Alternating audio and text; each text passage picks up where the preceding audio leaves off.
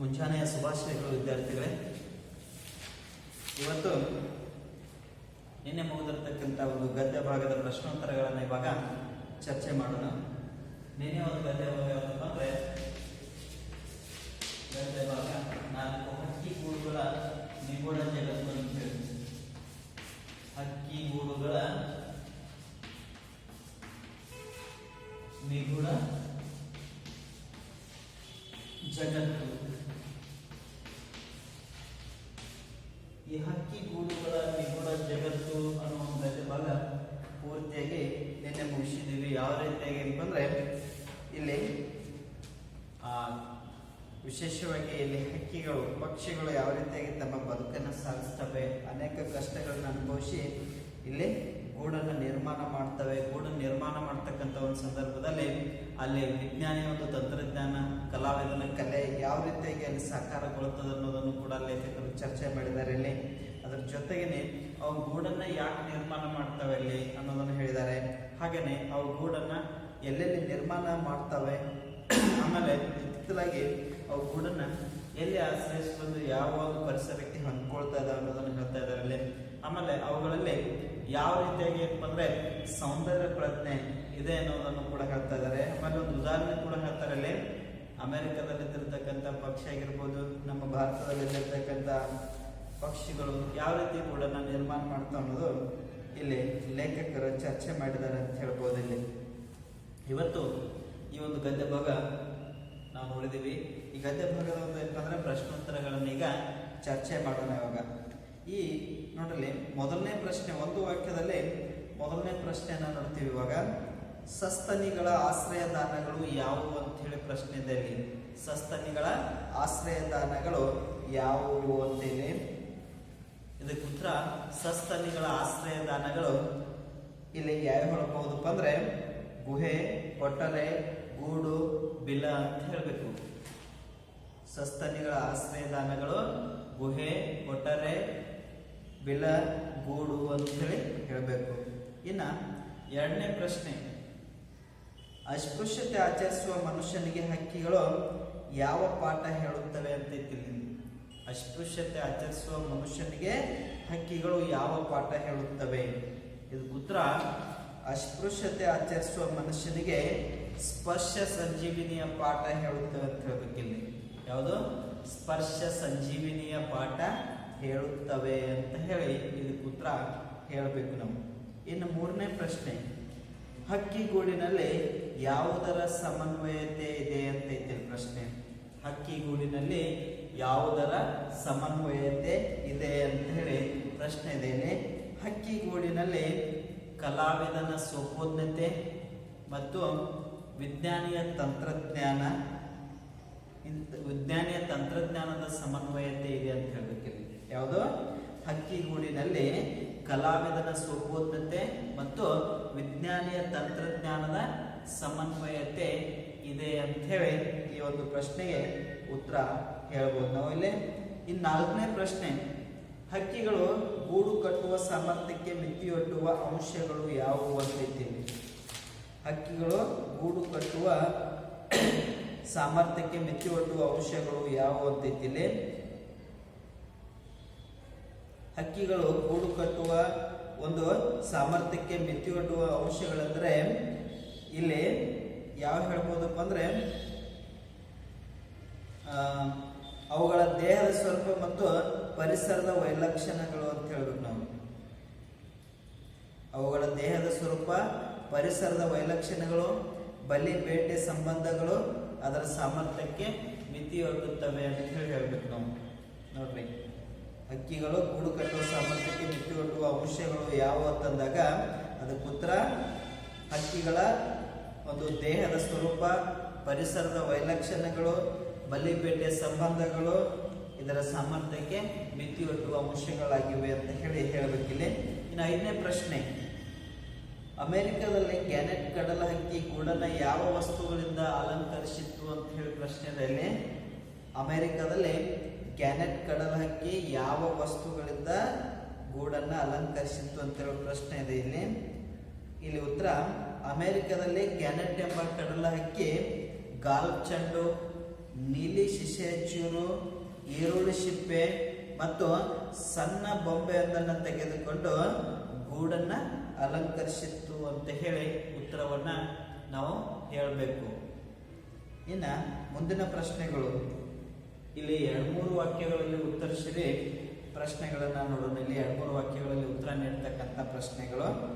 ಇಲ್ಲಿ ಮೊದಲನೇ ಪ್ರಶ್ನೆ, ಹಕ್ಕಿಗೂಡಿನಲ್ಲಿ ಯಾವ ಯಾವ ಅನುಭವಗಳಿವೆ ಅಂತ ಹೇಳಿ ಪ್ರಶ್ನೆ ಇದೆ. ಇಲ್ಲಿ ಏನು, ಹಕ್ಕಿಗೂಡಿನಲ್ಲಿ ಯಾವ ಯಾವ ಅನುಭವಗಳಿವೆ ಅಂತ ಹೇಳಿ ಇಲ್ಲಿ ಪ್ರಶ್ನೆ ಇದ್ದಿರ್ತಕ್ಕಂಥದ್ದು. ಅದಕ್ಕೆ ಉತ್ತರ ಯಾವ ರೀತಿಯಾಗಿ ಹೇಳಬೇಕು ಅಂದ್ರೆ, ಇಲ್ಲಿ ಹಕ್ಕಿಗೂಡಿನಲ್ಲಿ ನೋವಿದೆ, ನಲಿವಿದೆ, ಆಕ್ರಂದನವಿದೆ, ಸಂತಸದ ದನಿ ಇದೆ, ಕಾವು ಗುಟುಕು ಪಡೆದು ಜೀವ ಕತ್ತರಿರುವ ಸೃಷ್ಟಿಯ ಅಚ್ಚರಿ ಇದೆ, ಶತ್ರುಗಳ ಬೇಟೆಗೆ ಅಥವಾ ನೈಸರ್ಗಿಕ ವಿಕೋಪಕ್ಕೆ ತುತ್ತಾಗುವ ದಾರುಣವಿದೆ ಅಂತ ಹೇಳಿ ಇಷ್ಟು ಹೇಳಿದ್ರೆ ಸಾಕು. ಗೊತ್ತಾಯ್ತಾ? ಹಕ್ಕಿಗೂಡಿನಲ್ಲಿ ನೋವಿದೆ, ನಲಿವಿದೆ, ಆಕ್ರಂದನವಿದೆ, ಸಂತಸದ ದನಿ ಇದೆ, ಕಾವು ಗುಟುಕು ಪಡೆದು ಜೀವ ಕತ್ತರಿಯುವ ಸೃಷ್ಟಿಯ ಅಚ್ಚರಿ ಇದೆ, ಶತ್ರುಗಳ ಬೇಟೆಗೆ ಅಥವಾ ನೈಸರ್ಗಿಕ ವಿಕೋಪಕ್ಕೆ ತುತ್ತಾಗುವ ದಾರುಣವಿದೆ ಅಂತ ಹೇಳಿ ಇಷ್ಟು ಹೇಳಿದ್ರೆ ಸಾಕು ಮೊದಲನೇ ಒಂದು ಪ್ರಶ್ನೆಗೆ. ಇನ್ನು ಎರಡನೇ ಪ್ರಶ್ನೆ ನೋಡ್ರಿ, ಹಕ್ಕಿಗೂಡಿನ ವಿಶೇಷತೆಗಳೇನು ಅಂತ ಹೇಳಿ ಪ್ರಶ್ನೆ ಇದೆ. ಇಲ್ಲಿ ಹಕ್ಕಿಗೂಡಿನ ವಿಶೇಷತೆಗಳೇನು ಅಂತ ಹೇಳಿ ಪ್ರಶ್ನೆ ಇದ್ದಾಗ ನಾವು ಯಾವ ರೀತಿಯಾಗಿ ಉತ್ತರ ಹೇಳಬೇಕು ಅಂದ್ರೆ, ಹಕ್ಕಿಗೂಡಿನ ವಿಶೇಷತೆಗಳೆಂದರೆ ಅನೇಕ ವಸ್ತುಗಳನ್ನು ಸಮನ್ವಯಗೊಳಿಸಿ ಮನೆ ನಿರ್ಮಿಸುವ ಮನುಷ್ಯನ ಜಾಣ್ಮೆಯು ಕೆಲವೊಮ್ಮೆ ಈ ಚೋಟುದ್ದ ಹಕ್ಕಿಗಳ ಮುಂದೆ ನಾಚುತ್ತದೆ. ಅವು ಸಿಮೆಂಟ್ ಗಾರೆಯಂತ ವಸ್ತುಗಳಿಗಿಂತಲೂ ಭಿನ್ನವಾದ ವಸ್ತುಗಳನ್ನು ಬಳಸಬಲ್ಲವು. ಒಳಗಡೆಯ ಗೋಡೆಯನ್ನ ಪ್ಲಾಸ್ಟರ್ ಮಾಡಬಲ್ಲವು. ಗೂಡುಗಳನ್ನು ಅಂದಗೊಳಿಸುವ ಸೌಂದರ್ಯ ಪ್ರಜ್ಞೆ ಕೂಡ ಅವಕ್ಕಿದೆ ಅಂತ ಹೇಳಿ ಇಷ್ಟು ಉತ್ತರವನ್ನು ಹೇಳಬೇಕಲ್ಲ. ಅಂದ್ರೆ ಇದು ಹಕ್ಕಿಗೂಡಿನ ವಿಶೇಷತೆಗಳು ಅಂತ ಹೇಳ್ಬೋದು. ಹಕ್ಕಿಗೂಡಿನ ವಿಶೇಷತೆ ಅಂದ್ರೆ ಅನೇಕ ವಸ್ತುಗಳನ್ನ ಸಮನ್ವಯಗೊಳಿಸಿ ಮನೆ ನಿರ್ಮಿಸ್ತಕ್ಕಂಥ ಮನುಷ್ಯನ ಜಾಣ್ಮೆ ಕೂಡ ಈ ಚೋಟುದ್ದ ಹಕ್ಕಿಯ ಮುಂದೆ ನಾಚುವಂತಿದೆ. ಅವು ಸಿಮೆಂಟ್ ಗಾರೆಯಂತ ವಸ್ತುಗಳನ್ನ, ಭಿನ್ನವಾದ ವಸ್ತುಗಳನ್ನ ತೆಗೆದುಕೊಂಡು ತಮ್ಮ ಗೂಡನ್ನ ಕಟ್ಟಬಲ್ಲವು. ಒಳಗೋಡೆಯನ್ನ ಏನಪ್ಪ ಅಂದ್ರೆ ಪ್ಲಾಸ್ಟರ್ ಮಾಡಬಲ್ಲವು. ಹಾಗೇನೇನಪ್ಪ ಅಂದ್ರೆ ಈ ರೀತಿ ಏನಂದ್ರೆ ಗೂಡನ್ನ ಅಂದಗೊಳಿಸ್ತಕ್ಕಂಥ ಒಂದು ಸೌಂದರ್ಯ ಪ್ರಜ್ಞೆ ಅವಕ್ಕಿದೆ ಅಂತ ಹೇಳಿ ಇಷ್ಟು ನಾವು ಗೂಡನ್ನ ನಿರ್ಮಾಣ ಮಾಡತಕ್ಕಂಥ ಹಕ್ಕಿಗೂಡಿನ ವಿಶೇಷತೆಗಳನ್ನ ನಾವಿಲ್ಲಿ ಹೇಳಬಹುದು. ಇನ್ನು ಮೂರನೇ ಪ್ರಶ್ನೆ, ಹಕ್ಕಿಗಳು ಗೂಡನ್ನ ನಿರ್ಮಿಸುವ ಉದ್ದೇಶ ಏನು ಅಂತ ಹೇಳಿ ಪ್ರಶ್ನೆ ಇದೆ. ಹಕ್ಕಿಗಳು ಗೂಡನ್ನು ನಿರ್ಮಿಸುವ ಉದ್ದೇಶ ಏನು ಅಂತ ಹೇಳಿ ಪ್ರಶ್ನೆ ಇದೆ. ಇದಕ್ಕೆ ಉತ್ತರ, ಹಕ್ಕಿಗಳು ಗೂಡನ್ನ ನಿರ್ಮಿಸುವುದು ಮುಖ್ಯವಾಗಿ ರಕ್ಷಣೆಗೆ, ಶೀತಗಾಳಿ, ಬಿರುಗಾಳಿ, ಮಳೆ, ಪ್ರವಾಹಗಳ ವಿರುದ್ಧ ಬದುಕಲು ಇಲ್ಲಿ ಅವುಗಳಿಗೆ ಗೂಡು ಬೇಕು.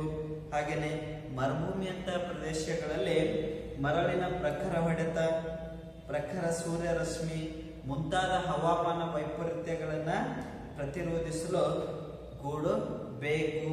ಮೊಟ್ಟೆ ಮರಿಗಳನ್ನು ರಕ್ಷಿಸಲು, ತಮ್ಮನ್ನು ಬೇಟೆಯಾಡುವ ಪ್ರಾಣಿಗಳಿಂದ ತಪ್ಪಿಸಿಕೊಳ್ಳಲು, ಎತ್ತರವಾಗಿರ್ತಕ್ಕಂಥ ಇಷ್ಟು ಸಾಕು, ಇಟ್ಟು ಹೇಳಿದ್ರೆ ಸಾಕು. ಹಕ್ಕಿಗಳ ಗೂಡನ್ನು ನಿರ್ಮಿಸುವುದು ಮುಖ್ಯವಾಗಿ ರಕ್ಷಣೆಗಾಗಿ, ಶೀತಗಾಳಿ, ಬಿರುಗಾಳಿ, ಮಳೆ, ಪ್ರವಾಹಗಳ ವಿರುದ್ಧವಾಗಿ ಬದುಕಲು ಅವುಗಳಿಗೆ ಗೂಡು ಬೇಕು. ಮರುಭೂಮಿಯಂತ ಪ್ರದೇಶಗಳಲ್ಲಿ ಮರಳಿನ ಪ್ರಖರವಾಗಿರ್ತಕ್ಕಂಥ ಹೊಡೆತ, ಪ್ರಖರ ಸೂರ್ಯರಶ್ಮಿ ಮುಂತಾದ ಹವಾಮಾನ ವೈಪರೀತ್ಯಗಳನ್ನ ಪ್ರತಿರೋಧಿಸಲು ಹಕ್ಕಿಗಳಿಗೆ ಗೂಡು ಬೇಕು ಅಂತ ಹೇಳಿ ಎಷ್ಟು ಉತ್ತರ ಹೇಳಿದ್ರೆ ಸಾಕು. ಇನ್ನ ನಾಲ್ಕನೇ ನೋಡ್ರಿ, ಹಕ್ಕಿಗಳು ಗೂಡನ್ನು ಎಲ್ಲೆಲ್ಲಿ ಕಟ್ಟಬಲ್ಲವು ಅಂತೈತಿ.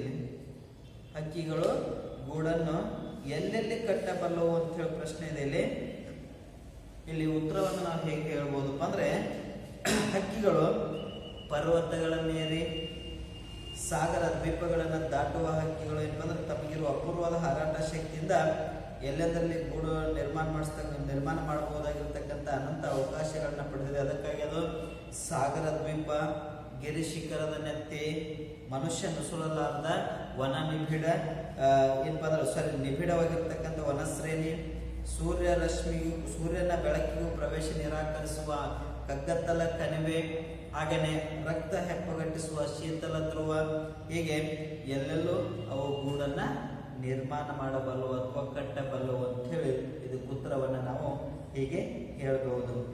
ಇದಕ್ಕೆ ಉತ್ತರವನ್ನು ಈ ಥರ ಹೇಳ್ಬೋದು. ಇಲ್ಲಿ ಹಕ್ಕಿಗಳು ಸಾಗರದ ದ್ವೀಪ, ಗಿರಿ ಶಿಖರದ ನೆತ್ತಿ, ಮನುಷ್ಯ ನುಸುಳಲಾರದ ನಿಬಿಡ ವನಶ್ರೇಣಿ, ಸೂರ್ಯನ ಬೆಳಕಿಗೂ ಪ್ರವೇಶ ನಿರಾಕರಿಸುವ ಕಗ್ಗತ್ತಲ ಕಣಿವೆ, ರಕ್ತ ಹೆಪ್ಪಗಟ್ಟಿಸುವ ಶೀತಲ ಧ್ರುವ ಪ್ರದೇಶ, ಹೀಗೆ ಎಲ್ಲೆಲ್ಲೂ ಅವು ಗೂಡನ್ನ ಕಟ್ಟಬಲ್ಲವು ಅಂತೇಳಿ ಇಷ್ಟು ಹೇಳಿದ್ರೆ ಸಾಕು.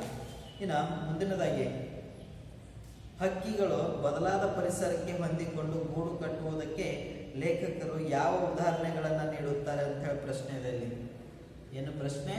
ಹಕ್ಕಿಗಳು ಬದಲಾದ ಪರಿಸರಕ್ಕೆ ಹೊಂದಿಕೊಂಡು ಗೂಡು ಕಟ್ಟುವುದಕ್ಕೆ ಲೇಖಕರು ಯಾವ ಉದಾಹರಣೆಗಳನ್ನ ನೀಡುತ್ತಾರೆ ಅಂತ ಐತಿಲ್ಲಿ ನೋಡ್ರಿ. ಹಕ್ಕಿಗಳು ಬದಲಾವಣೆಗಳಿಗೆ ಅಂದ್ರೆ ಸಮರ್ಥವಾಗಿ ಹೊಂದಿಕೊಳ್ಳುತ್ತವೆ ಅಂತ ಹೇಳ್ಬೇಕಿಲ್ಲ. ಹಕ್ಕಿಗಳು ಬದಲಾವಣೆಗಳಿಗೆ ಸಮರ್ಥವಾಗಿ ಹೊಂದಿಕೊಳ್ಳುತ್ತವೆ. ಕೆಲವು ಹಕ್ಕಿ ಮನುಷ್ಯರಿರುವ ಕೇರಿಗಳಲ್ಲಿ ವಾಹನ ಸಂಚಾರ ಹೆಚ್ಚಿರುವ ಸ್ಥಳಗಳನ್ನೇ ಆಯ್ದುಕೊಳ್ಳುತ್ತವೆ. ಹಕ್ಕಿಗಳ ನೆಲೆಯನ್ನು ಅನೇಕ ಕಡೆ ಆಕ್ರಮಿಸಿಕೊಂಡ ನಂತರ ಹಲವಾರು ಹಕ್ಕಿಗಳು ಹೊಸ ಪರಿಸರಕ್ಕೆ ಥಟ್ಟನೆ ಹೊಂದಿಕೊಂಡವು. ಹಾಗಾಗಿ ನಾವೀಗ ಟ್ರಾನ್ಸ್ಫಾರ್ಮರ್ ಬಳಿ, ಮೀಟರ್ ಪೆಟ್ಟಿಗೆಯಲ್ಲಿ, ಅಷ್ಟೇಕೆ ವಿದ್ಯುತ್ ತಂತಿಗಳಲ್ಲಿ ತೂಗಾಡುವ ಗೂಡುಗಳನ್ನ ಕಾಣುತ್ತಿದ್ದೇವೆ ಅಂತ ಹೇಳಿ ಈ ತರ ಹೇಳ್ಬೇಕಿಲ್ಲಿ. ಎಷ್ಟು ಹಕ್ಕಿಗಳು ಬದಲಾವಣೆಗಳಿಗೆ ಏನಪ್ಪ ಅಂದ್ರೆ ಸಮರ್ಥವಾಗಿ ಹೊಂದಿಕೊಳ್ಳುತ್ತವೆ. ಕೆಲವು ಹಕ್ಕಿಗಳು ಮನುಷ್ಯರಿರುವ ಕೇರಿಗಳಲ್ಲಿ ವಾಹನ ಸಂಚಾರ ಹೆಚ್ಚಿರುವ ಸ್ಥಳವನ್ನೇ ಆಯ್ದುಕೊಳ್ಳುತ್ತವೆ. ಹಕ್ಕಿಗಳ ನೆಲೆಯನ್ನು ಅನೇಕ ಕಡೆ ಆಕ್ರಮಿಸಿಕೊಂಡಿರ್ತಕ್ಕಂಥದ್ದಾಗಿದೆ. ಇದಕ್ಕಾಗಿ ಹಲವಾರು ಹಕ್ಕಿಗಳು ಏನ್ ಮಾಡ್ತಾವಪ್ಪ ಅಂದ್ರೆ ಹೊಸ ಒಂದು ಪರಿಸರಕ್ಕೆ ಥಟ್ಟನೆ ಹೊಂದಿಕೊಳ್ತವೆ. ಹೀಗಾಗಿ ನಾವೀಗ ಹಕ್ಕಿಗಳನ್ನ ಟ್ರಾನ್ಸ್ಫಾರ್ಮರ್ ಬಳಿಯಲ್ಲಿ, ಆಮೇಲೆ ಮೀಟರ್ ಪೆಟ್ಟಿಗೆಯಲ್ಲಿ, ಅಷ್ಟೇ ಏನಪ್ಪ ಅಂದ್ರೆ ವಿದ್ಯುತ್ ತಂತಿಗಳಲ್ಲಿ ತೂಗಾಡುವ ಗೂಡುಗಳನ್ನು ನಾವು ಇವತ್ತು ಕಾಣಬಹುದಾಗಿದೆ ಅಂತ ಹೇಳಿ ಈ ತರ ನಾವು ಈ ಒಂದು ಪ್ರಶ್ನೆಗೆ ಉತ್ತರವನ್ನ ನಾವಿಲ್ಲಿ ಕಂಡುಕೋಬಹುದು. ಇನ್ನು 6ನೇ ಪ್ರಶ್ನೆ ನೋಡ್ರಿ, 4 ವಾಕ್ಯಗಳಲ್ಲಿ ಇಲ್ಲಿ ಹಕ್ಕಿಗಳು ಗೂಡನ್ನು ಯಾವ ರೀತಿ ಅಲಂಕರಿಸುತ್ತವೆ ಅಂತ ಹೇಳಿ ಪ್ರಶ್ನೆ ಇದೆ. ಇಲ್ಲಿ ಹಕ್ಕಿಗಳು ಗೂಡನ್ನ ಯಾವ ರೀತಿ ಅಲಂಕರಿಸುತ್ತವೆ ಅಂತ ಹೇಳಿ ಪ್ರಶ್ನೆ ಇದೆ. ಇಲ್ಲಿ ಉತ್ತರ ಹೇಗೆ ಹೇಳ್ಬೋದು ಅಂದ್ರೆ ನೋಡ್ಲಿ, ಹಕ್ಕಿಗಳು ಗೂಡಿನ ಒಳಭಾಗದಲ್ಲಿ ಶುಚಿತ್ವಕ್ಕೆ ಏನಪ್ಪ ಅಂದ್ರೆ ಹೆಚ್ಚು ಮಹತ್ವ ನೀಡುತ್ತವೆ. ಗೂಡು ಎದ್ದು ಕಾಣದ ರೀತಿಯಲ್ಲಿ ರಚಿಸುತ್ತವೆ. ಕೆಲವು ಹಕ್ಕಿಗಳಿಗೆ ವಿಪರೀತ ಅಲಂಕಾರ ಪ್ರಜ್ಞೆ ಇದೆ. ಅವು ವರ್ಣಮಯ ಕೂದಲವನ್ನು ಅಥವಾ ಹೊಳೆವ ಕಲ್ಲುಗಳನ್ನು ಹೆಕ್ಕಿ ತಂದು ಹೊರಮೈಗೆ ಅಂಟಿಸುತ್ತವೆ. ಕೆಲವು ಹದ್ದುಗಳಂತೂ ಬಣ್ಣದ ಗಾಜಿನ ಚೂರು, ಬಟ್ಟೆ ಚಿಂದಿ ಮುಂತಾದವುಗಳನ್ನ ಏನಪ್ಪ ಅಂದ್ರೆ ಗೂಡಿಗೆ ಏನ್ ಮಾಡ್ತವಪ್ಪ ಅಂದ್ರೆ ತರುತ್ತವೆ ಅಂತ ಹೇಳಿ ಇಷ್ಟು ಹೇಳಿದ್ರೆ ಸಾಕು. ನೋಡಿ ಏನೇನು ಹೇಳ್ಬೇಕು ಮತ್ತೊಂದ್ಸಲ ಹೇಳ್ತೀನಿ. ಇಲ್ಲಿ ಗೂಡಿನ ಒಳಭಾಗದಲ್ಲಿ ಶುಚಿತ್ವಕ್ಕೆ ಹಕ್ಕಿಗಳು ಹೆಚ್ಚು ಮಹತ್ವ ನೀಡುತ್ತವೆ. ಗೂಡು ಎದ್ದು ಕಾಣದಂತೆ ರೀತಿಯಲ್ಲಿ ರಚಿಸುತ್ತವೆ. ಕೆಲವು ಹಕ್ಕಿಗಳಿಗೆ ವಿಪರೀತ ಅಲಂಕಾರ ಪ್ರಜ್ಞೆ ಇದೆ. ಅವು ವರ್ಣಮಯವಾಗಿರ್ತಕ್ಕಂಥ ಹೂದಳವನ್ನು ಅಥವಾ ಹೊಳೆವ ಕಲ್ಲುಗಳನ್ನ ಹೆಕ್ಕಿ ತಂದು ಅಲ್ಲೇ ಹೊರಮೈಗೆ ಅಂಟಿಸುತ್ತವೆ. ಕೆಲವು ಹದ್ದುಗಳು ಬಣ್ಣದ ಗಾಜಿನ ಚೂರು, ಆಮೇಲೆ ಬಟ್ಟೆಯ ಚಿಂದಿ ಮುಂತಾದವುಗಳನ್ನ ಗೂಡಿಗೆ ಅಲ್ಲೇ ತರುತ್ತವೆ ಅಂತ ಹೇಳಿ ನಾವು ಈ ಒಂದು ಪ್ರಶ್ನೆಗೆ ಉತ್ತರವನ್ನ ಇಲ್ಲಿ ಹೇಳ್ಬೋದು ಈ ತರ. ಇನ್ನು 7ನೇ ಪ್ರಶ್ನೆ, ನೀಲಿ ಸಾಮ್ರಾಟ ಹಾಗೂ ಸಂಘದಕ್ಕಿ ಗೂಡುಗಳ ವಿಶೇಷಗಳೇನು ಅಥವಾ ವಿಶೇಷತೆಗಳೇನು ಅಂತ ಹೇಳಿ ಪ್ರಶ್ನೆ ಇದೆ. ನೀಲಿ ಸಾಮ್ರಾಟ ಹಾಗೂ ಸಂಘದಕ್ಕಿ ಗೂಡುಗಳ ವಿಶೇಷತೆಗಳೇನು ಅಂತ ಹೇಳಿ ಪ್ರಶ್ನೆ ಇದೆ. ನೋಡ್ರಿ ಅದಕ್ಕೆ ಉತ್ತರ ಏನು ಹೇಳ್ಬೋದಪ್ಪ ಅಂದ್ರೆ ಇಲ್ಲಿ ನೀಲಿ ಸಾಮ್ರಾಟ ಮತ್ತು ಪ್ಯಾರಡೈಸ್ ಫ್ಲೈ ಕ್ಯಾಚರ್ ಅಂದ್ರೆ ಸಂಘದಕ್ಕೆ ತಮ್ಮ ಗೂಡನ್ನ ಬಹು ಸುಂದರವಾಗಿ ಏನಪ್ಪ ಅಂದ್ರೆ ಅಲಂಕರಿಸುತ್ತವೆ. ಕೇವಲ 2 ವನ ಕಡ್ಡಿಯನ್ನ ಅಪ್ಪಿ ಹಿಡಿದಂತೆ ಗುರುತ್ವಾಕರ್ಷಣೆ ಸಮತೋಲನವನ್ನ ಕಾಯ್ದುಕೊಂಡು ಬಟ್ಟಲಾಕಾರದಲ್ಲಿ ಅವು ಗೂಡು ನಿರ್ಮಿಸುತ್ತವೆ. ಹೊರಮೈಗೆ ಜೇಡ್ರ ಮೊಟ್ಟೆಗಳ ಕೋಶವನ್ನ ನಿರ್ದಿಷ್ಟ ಅಂತರದಲ್ಲಿ ಜೋಡಿಸಿ ಅಲಂಕರಿಸುತ್ತವೆ ಅಂತ ಹೇಳಿ ಹೇಳ್ಬೇಕು ನಾವಿಷ್ಟು. ಗೊತ್ತಾದ? ಇನ್ನ ಸಂದರ್ಭದೊಡನೆ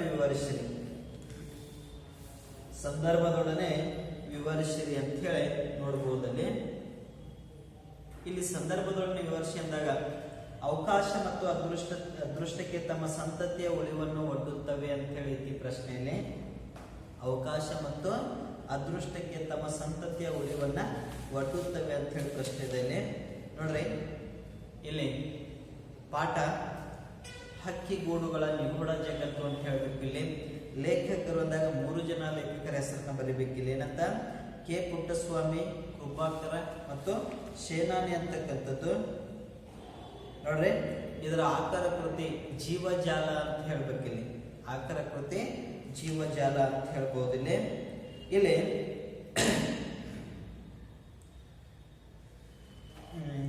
ಪ್ರಶ್ನೆ ಏನಿದೆ, ಅವಕಾಶ ಮತ್ತು ಅದೃಷ್ಟಕ್ಕೆ ತಮ್ಮ ಸಂತತಿಯ ಉಳಿವನ್ನ ಒಡ್ಡುತ್ತವೆ ಅಂತೈತಿ. ಇಲ್ಲಿ ಪ್ರಾಣಿಗಳ ಸಂದರ್ಭವನ್ನು ಯಾವ ರೀತಿ ಹೇಳ್ಬೋದಪ್ಪ ಅಂದ್ರೆ ಪ್ರಾಣಿಗಳ ಸಂತಾನೋತ್ಪತ್ತಿ ಕುರಿತಾಗಿ ಲೇಖಕರು ಹೀಗೆ ಹೇಳಿದ್ದಾರೆ ಅಂತ ಹೇಳ್ಬೋದು. ಪ್ರಾಣಿಗಳ ಸಂತಾನೋತ್ಪತ್ತಿ ಕಾರ್ಯದ ಬಗ್ಗೆ ಹೀಗೆ ಹೇಳಿದ್ದಾರೆ ಅಂತ ಹೇಳ್ಬೋದು. ಅದಕ್ಕೆ ವಿವರಣೆ ಯಾವ ರೀತಿಯಾಗಿ ಕೊಡ್ತಿರಪ್ಪ ಅಂದ್ರೆ ಇಲ್ಲಿ ಕೋಟ್ಯಾಂತರ ವರ್ಷಗಳ ವಿಕಾಸ ಕ್ರಿಯೆಯಲ್ಲಿ ಬೆನ್ನು ಮೂಳೆಯ ಪ್ರಾಣಿಗಳು 2 ವಿರುದ್ಧ ದಿಕ್ಕಿನಲ್ಲಿ ಸಂತಾನೋತ್ಪತ್ತಿ ಮಾಡುತ್ತಾ ಸಾಗಿವೆ. ಮೀನು, ಕಪ್ಪೆ ಮತ್ತು ಸರೀಸೃಪಗಳಂತಹ ಪ್ರಾಣಿಗಳಲ್ಲಿ ಬಹುತೇಕ ಸಂಕುಲಗಳು ಅಸಂಖ್ಯಾತ ಮೊಟ್ಟೆಗಳನ್ನಿಟ್ಟು ಅವಕಾಶ ಮತ್ತು ಅದೃಷ್ಟಕ್ಕೆ ತಮ್ಮ ಸಂತತಿಯ ಉಳಿವನ್ನ ಒಡ್ಡುತ್ತವೆ ಅಂತ ಹೇಳಿ ಇಷ್ಟ ಉತ್ತರವನ್ನ ನಾವು ಹೇಳಬೇಕಲ್ಲ. ಗೊತ್ತಾಯ್ತಾ? ವಿವರಣೆ ಬಂದ್ರೆ ಮತ್ತೊಂದ್ಸರಿ ಹೇಳ್ತೀನಿ ನೋಡ್ರಿ. ಕೋಟ್ಯಾಂತರ ವರ್ಷಗಳ ವಿಕಾಸ ಕ್ರಿಯೆಯಲ್ಲಿ ಬೆನ್ನು ಮೂಳೆಯ ಪ್ರಾಣಿಗಳು 2 ವಿರುದ್ಧ ದಿಕ್ಕಿನಲ್ಲಿ ಸಂತಾನೋತ್ಪತ್ತಿಯನ್ನ ಮಾಡುತ್ತವೆ. ಅದರಲ್ಲಿ ಏನಪ್ಪ ಅಂದ್ರೆ ಮೀನು, ಕಪ್ಪೆ ಮತ್ತು ಏನಪ್ಪ ಅಂದ್ರೆ ಸರೀಸೃಪಗಳಂತ ಪ್ರಾಣಿಗಳಲ್ಲಿ ಬಹುತೇಕ ಸಂಕುಲಗಳು ಏನ್ ಮಾಡ್ತಾವಪ್ಪ ಅಂದ್ರೆ ಅಸಂಖ್ಯಾತ ಮೊಟ್ಟೆಗಳನ್ನಿಟ್ಟು ಅವು ಅವಕಾಶ ಮತ್ತು ಅದೃಷ್ಟಕ್ಕೆ ಏನ್ ಮಾಡ್ತಾವಪ್ಪ ಅಂದ್ರೆ ತಮ್ಮ ಸಂತತಿಯ ಉಳಿವನ್ನ ಒಡ್ಡುತ್ತವೆ ಅಂತ ಹೇಳ್ತಾರೆ. ಇನ್ನ 2ನೇ ಪ್ರಶ್ನೆ ನೋಡ್ರಿ, ಹುಟ್ಟಿದ ಮಕ್ಕಳಿಗೆ ಬದುಕಿನ ಪಾಠ ಹೇಳುವ ಶಾಲೆ ಅದು ಅಂತ ಪ್ರಶ್ನೆ. ಸಂದರ್ಭ ಯಾವ್ದಪ್ಪ ಅಂದ್ರೆ ಹುಟ್ಟಿನ ಮಕ್ಕಳಿಗೆ ಬದುಕಿನ ಪಾಠ ಹೇಳುವ ಶಾಲೆ ಅದು ಅಂತ ಹೇಳಿ ಇಲ್ಲಿ ಪ್ರಶ್ನೆ ಇದೆ. ಇದಕ್ಕೆ ನಾವು ಯಾವ ರೀತಿಯಾಗಿ ಹೇಳ್ಬೇಕು ಅಂದ್ರೆ ಸಂದರ್ಭವನ್ನು ವಿವರಣೆ ಮಾಡಿ ಇಲ್ಲಿ ಪಾಠದ ಹೆಸರು ಹಕ್ಕಿಗೂಡುಗಳ ನಿಗೂಢ ಜಗತ್ತು ಅಂತ ಹೇಳಾಗ್ತದೆ ಇಲ್ಲಿ.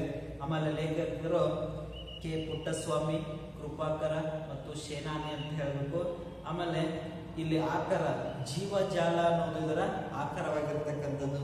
ಇದು ಸಂದರ್ಭವನ್ನು ನಾವು ಯಾವ ರೀತಿ ಹೇಳ್ತೀವಿ, ಇಲ್ಲಿ ಹುಟ್ಟಿದ ಮಕ್ಕಳಿಗೆ ಬದುಕಿನ ಪಾಠ ಹೇಳುವ ಶಾಲೆ ಅದು ಅಂತ ಹೇಳಿ ಪ್ರಶ್ನೆ ಇದೆ. ಇಲ್ಲಿ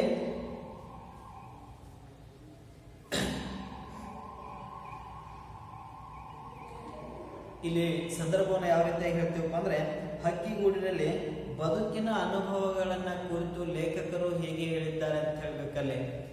ಏನಂತ ಹೇಳ್ತೀರಿ? ಸಂದರ್ಭ ಹಕ್ಕಿಗೂಡಿನಲ್ಲಿ ಬದುಕಿನ ಅನುಭವಗಳನ್ನ ಕುರಿತು ಲೇಖಕರು ಹೀಗೆ ಹೇಳಿದ್ದಾರೆ ಅಂತ ಹೇಳ್ಬೇಕು. ಅಲ್ಲಿ ವಿವರಣೆ ಹೇಗೆ ಹೇಳ್ತೀವಪ್ಪ ಅಂದ್ರೆ ಹಕ್ಕಿಗೂಡಿನಲ್ಲಿ ನೋವಿದೆ, ನಲಿವಿದೆ, ಆಮೇಲೆ ಸಂತಸದ ದನಿ ಇದೆ, ಕಾವು ಗುಡುಗು ಪಡೆದು ಜೀವ ಕಣ್ತೆರೆಯುವ ಸೃಷ್ಟಿಯ ಅಚ್ಚರಿ ಇದೆ, ಶತ್ರುಗಳ ಬೇಟೆಗೆ ಅಥವಾ ನೈಸರ್ಗಿಕ ವಿಕೋಪಕ್ಕೆ ತುತ್ತಾಗುವ ದಾರುಣವಿದೆ.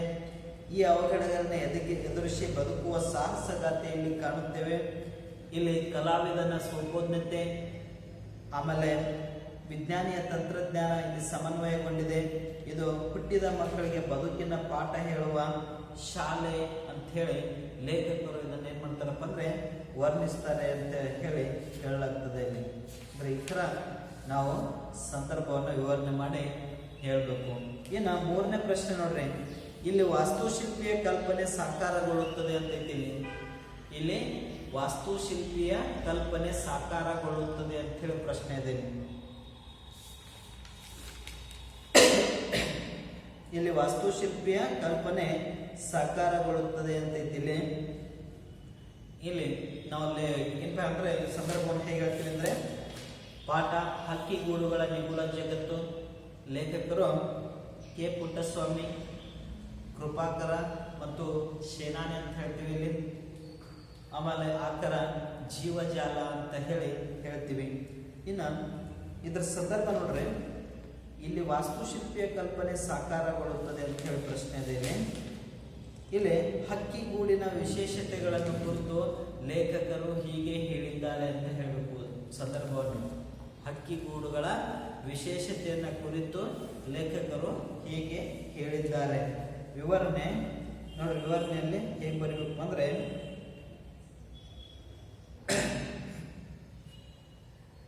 ಹಕ್ಕಿಗೂಡಿನಲ್ಲಿ ವಾಸ್ತುಶಿಲ್ಪಿಯ ಕಲ್ಪನೆ ಸಾಕಾರಗೊಳ್ಳುತ್ತದೆ. ಅನೇಕ ವಸ್ತುಗಳನ್ನು ಸಮನ್ವಯಗೊಳಿಸಿ ಮನೆ ನಿರ್ಮಿಸುವ ಮನುಷ್ಯನ ಜಾಣ್ಮೆಯು ಕೆಲವೊಮ್ಮೆ ಈ ಚೋಟುತ ಹಕ್ಕಿಗಳ ಮುಂದೆ ನಾಚುತ್ತದೆ. ಅವು ಸಿಮೆಂಟ್ ಗಾರೆಯಂಥ ವಸ್ತುಗಳಿಗಿಂತಲೂ ಭಿನ್ನವಾದ ವಸ್ತುವನ್ನು ಬಳಸಬಲ್ಲವು. ಒಳಗೋಡೆಯನ್ನು ಪ್ಲಾಸ್ಟರ್ ಮಾಡಬಲ್ಲವು. ಗೂಡನ್ನು ಅಂದುಗೊಳಿಸುವ ಸೌಂದರ್ಯ ಪ್ರಜ್ಞವು ಅವಕ್ಕಿದೆ ಅಂತ ಹೇಳಿ ಲೇಖಕರು ವಿವರಿಸಿದ್ದಾರೆ ಅಂತ ಹೇಳಬೇಕಿಲ್ಲ. ಅಂದರೆ ಈ ಥರ ನಾವು ಸಂದರ್ಭವನ್ನು ವಿವರಣೆ ಮಾಡಿ ಹೇಳಬೇಕು. ಇನ್ನು ಸಂಧಿ ಪದಗಳನ್ನು ಬಿಡಿಸಿ ಸಂಧಿಯ ಹೆಸರು ಬರೆಯಿರಿ ಅಂತ ಹೇಳಿ ಕೊಟ್ಟಿದ್ದಾರೆ. ಇಲ್ಲಿ ಸಂಧಿಗಳನ್ನ ಇಲ್ಲಿ ಬಿಡಿಸಿ ಅವುಗಳ ಹೆಸರನ್ನ ನೋಡೋಣ. ವಂಶಾಭಿವೃದ್ಧಿ ಅಂತ ಹೇಳಿ ಮೊದಲನೇದು, ವಂಶಾಭಿವೃದ್ಧಿ ಅಂತ ಹೇಳಿ ಮೊದಲನೇದ ಪದ ಇದೆ ಇಲ್ಲಿ. ವಂಶಾಭಿವೃದ್ಧಿ ಅಂತ ಹೇಳಿ ಇದೆ ಇಲ್ಲಿ. ಇನ್ನು ಯಾವ ರೀತಿ ಬಿಡಿಸ್ತೀವಪ್ಪ ಅಂದ್ರೆ, ವಂಶ ಅದಕ್ಕೆ ಅಭಿವೃದ್ಧಿ ಅಂತ ಹೇಳಿ ಬಿಡಿಸ್ತೀವಿ. ವಂಶ ಅದಕ್ಕೆ ಅಭಿವೃದ್ಧಿ, ವಂಶಾಭಿವೃದ್ಧಿ ಅಂತ ಹೇಳಿ ಇದು ನಾವು ಯಾವ ಸಂಧಿ ಅಂತ ಹೇಳ್ತೀವಪ್ಪ ಅಂದ್ರೆ, ಸವರ್ಣ ದೀರ್ಘ ಸಂಧಿ ಅಂತ ಹೇಳ್ಬೋದು.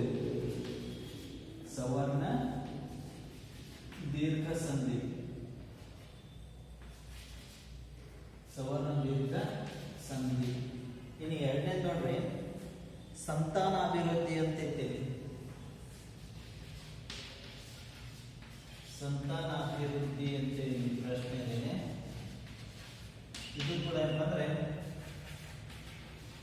ಸಂತಾನಾಧಿಕ ಅಭಿವೃದ್ಧಿ ಅಂತಾನೆ ಹೇಳ್ಬೇಕಿಲ್ಲಿ. ಇದು ಯಾವ ಸಂಧಿ ಆಗ್ತದಪ್ಪ ಅಂದ್ರೆ, ಇದು ಕೂಡ ಸವರ್ಣ ದೀರ್ಘ ಸಂಧಿನೇ ಆಗ್ತದೆ. ಇದು ಕೂಡ ಸವರ್ಣ ದೀರ್ಘ ಸಂಧಿ. ಹಾಗೇನೆ ಕೋಟ್ಯಾಂತರ ಐತಿ.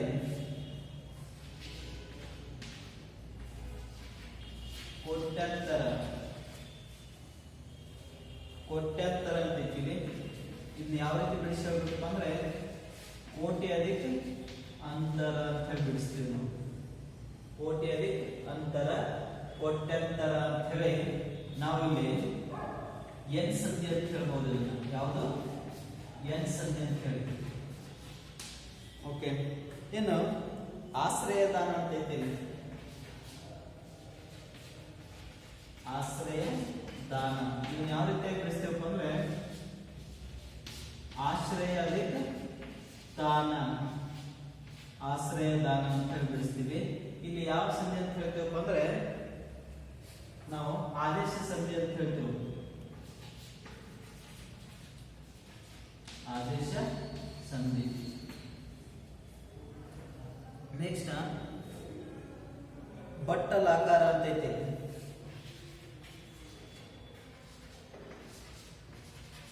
ಬಟ್ಟಲಾಕಾರ ಇನ್ನು ಯಾವ ರೀತಿ ಬಿಡಿಸ್ತೀವಪ್ಪ ಅಂದ್ರೆ,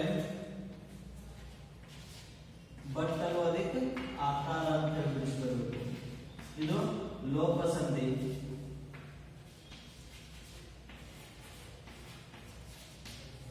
ಹಾಗೇನೆ ಸಂತಾನೋತ್ಪತ್ತಿ ಅಂತ ಐತಿ. ಮತ್ತೊಂದು ಪ್ರಶ್ನೆ, ಸಂತಾನೋತ್ಪತ್ತಿ.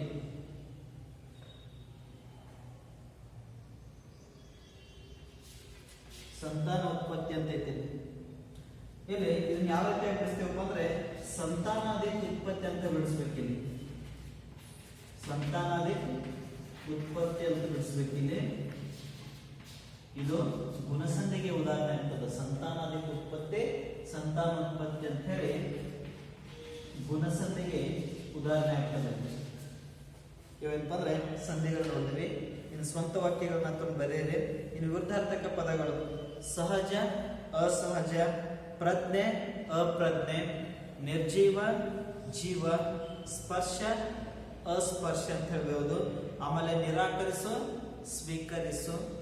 ಇನ್ನು ಕೆಳಗಿನ ಪದಗಳಿಗೆ ತತ್ಸಮ ತದ್ಭವಗಳನ್ನು ಹೇಳಿರ್ತದಾರೆ ಇಲ್ಲಿ. ವರ್ಷ, ವರುಷ, ಅಚ್ಚರಿ, ಆಶ್ಚರ್ಯ, ಆಮೇಲೆ ಧನಿ, ಧ್ವನಿ, ಆಮೇಲೆ ಜ್ಞಾನ, ಜ್ಞಾನ, ಸ್ಪರ್ಶ, ಪರುಷ, ವನ, ಬನ, ಜನ್ಮ, ಜನುಮ.